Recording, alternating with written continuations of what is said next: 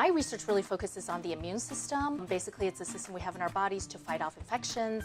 So if we get the flu or other types of microorganisms that can cause disease, then we have the immune system which fights it off. And I study specifically one cell type of the immune response, which is called the T cell. If we better understand how T cells work, we might be able to enhance their ability to clear infection or maybe stop them from acting in a way to cause disease.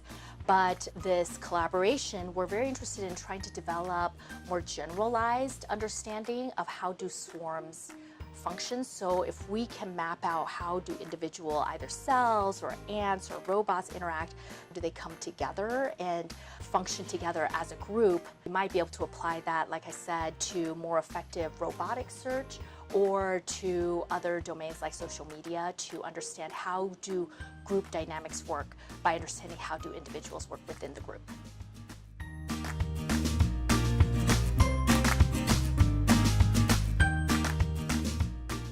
My research really focuses on early childhood and adolescence and how the events during that period affect long-term social and economic well-being. And I do this primarily in the context of developing countries and in the context of child poverty. So we're specifically looking in Indonesia and looking at how does this transmission affect resiliency. So I'm hoping with this research we can first understand really what are like the long-term causes and consequences of health shocks during these sensitive periods. And so like not just that they affect adult health, but they affect the health of the next generation and possibly the generation after that. So with my research, I hope to better understand how do we allow individuals to develop skills and characteristics that allow them to flourish even in resource-poor settings.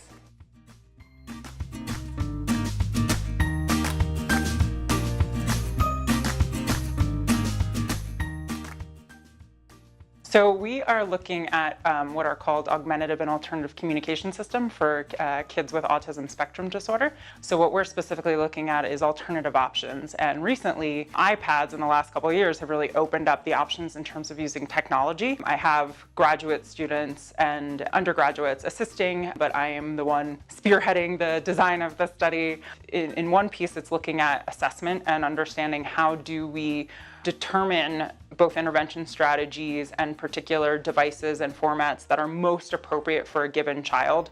In clinical practice, there's a lot of assumption where people are saying, oh, well, you know, I can't get the parents on board and I can't do that, right? And we're seeing, you know, parents who are very, very eager to participate in this research and learn more.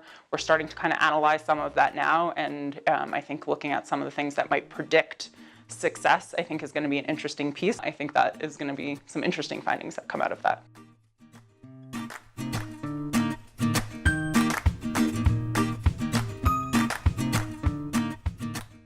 Our research work aims at rationalizing the resource allocation process in cyber-physical social systems.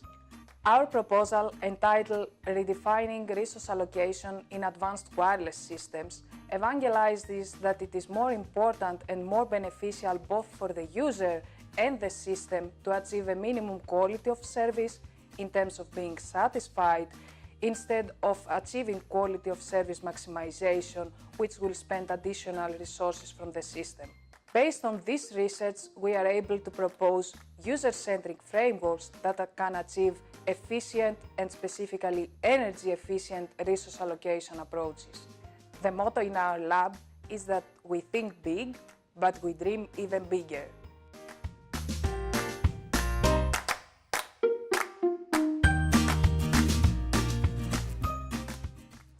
I research brains that have injury or damage or progressive disease, and I work to find treatments that will make them better, help them recover in the face of an injury, or maintain their integrity for as long as possible in the face of progressive disease.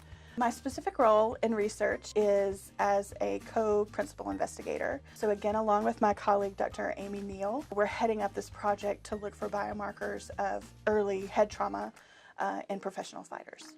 as you probably know, this is a little bit more in the news lately, when people who have repeated brain injuries, repeated concussions, they're more likely to develop a progressive brain disease throughout their lifespan, or chronic traumatic encephalopathy, and other forms of dementia.